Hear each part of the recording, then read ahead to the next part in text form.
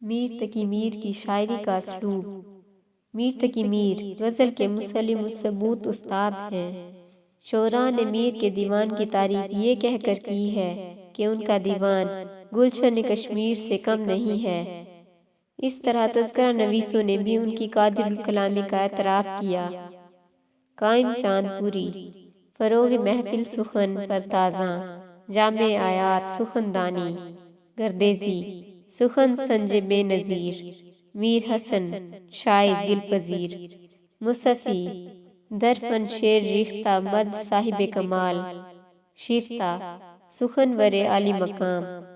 غالب ہی کی طرح دوسرے شعراء نے بھی میر کے باکمال شاعر ہونے کی توثیق کی ہے۔ ناسخ، شبہ ناسخ نہیں کچھ میر کی استادی کا، خود ہی وہ بے بہرا ہے جو معتقد میر نہیں۔ حسرت، شعر میرے بھی ہیں پردرد و لیکن حسرت، میر کا شیوہ گفتار کہاں سے لاؤں۔ اس میں شک نہیں کہ میر کا شیوہ گفتار منفرد ہے۔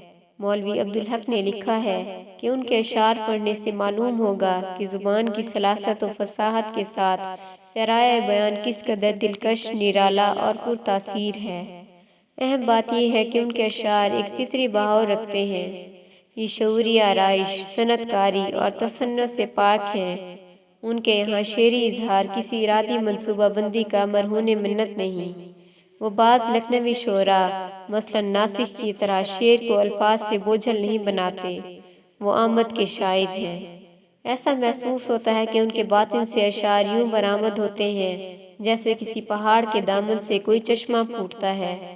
اس کا مطلب یہ ہے کہ وہ شعوری طور پر کسی موضوع یا مضمون مثلاً تاریخی حالات، ذاتی واردات، عشق یا تصوف کو ہاتھ نہیں لگاتے، وہ ان کو شعری عمل سے دور رکھتے ہیں اور شعری عمل کو آزاد چھوڑ دیتے ہیں۔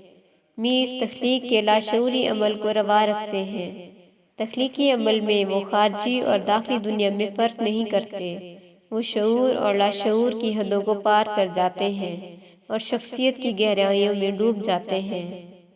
دیکھو تو کس ادا سے کہتے ہیں میر شعر، در سے ہزار چند ہے ان کے سخن میں آب۔ میر کے کلام کی سادگی۔ میر نے جو زبان استعمال کی ہے وہ روایت نہیں بلکہ تازہ کار ہے۔ یہ فارسی سے استفادے کو ظاہر تو کرتی ہے مگر اس سے مغلوب نہیں۔ ان کی زبان ہندوستانی سرزمین کی بو باس رکھتی ہے۔ یہ نرمی، سادگی اور مٹھاس رکھتی ہے۔ ان کی شعری زبان آنے والے کئی شعراء کے لیے سرچشمہ فیض کا درجہ رکھتی ہے۔ موجودہ دور میں عظمت اللہ خان، حفیظ جالندھری، میر اجی، فراق اور ناصر کاظمی خاص طور پر میر کی زبان سے متاثر دکھائی دیتے ہیں۔ ناصر کاظمی، ابن انشا اور خلیل الرحمن اعظمی نے تو باقاعدہ میر کے شعری آہنگ اور اسلوب کے احیاء کی طرف دھیان دیا۔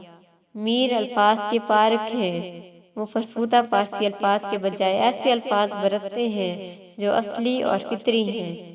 انہوں نے خود کہا ہے، شعر میرے ہیں سب خواص پسند، پر مجھے گفتگو عوام سے ہے۔ میر عوام سے گفتگو کرنے کے باوجود خواص سے رابطہ رکھتے ہیں۔ وہ اچھی طرح جانتے ہیں کہ کون سا لفظ کہاں استعمال کرنا ہے اور لفظ کس طرح شعری تجربے کی پہلو داری پر حاوی ہو جاتا ہے۔ یہ نادیدہ امکانات کو بروئے کار لانے کا عمل ہے۔ میر کا کمال یہ ہے کہ وہ سادہ الفاظ کو پیکروں میں ڈھالتے ہیں اور قاری حسیاتی پیکروں سے متاثر ہوتا ہے۔ یہ بات قابل ذکر ہے کہ انہوں نے فارسی تراکیب سے بھی خاصا کام لیا ہے، لیکن ایسا کرتے ہوئے بھی ان کو سادہ بیانی میں ضم کرتے ہیں۔ چند فارسی تراکیب یہ ہیں: ہنگامہ گرم کن، دل ناصبور، چمن زاد تیر، جگر چاکی اور سوختہ جاں وغیرہ۔ چونکہ میر شعر گوئی کے لیے زبان کو ایک نئے قالب میں ڈھالنے کی اہمیت سے واقف ہیں، اس لیے وہ نئی ترکیبیں بھی وضع کرتے ہیں۔ مثلاً قیامت شریر، دنیا دنیا تہمت، صحرا صحرا وحشت، غبار دل، ریگ رواں، شور بہاراں، غزالاں شہری وغیرہ۔ میر کا فنکارانہ شعور پختہ ہے۔ وہ اشعار میں ابہام کو راہ دیتے ہیں۔ شاعری برہنہ گوئی نہیں۔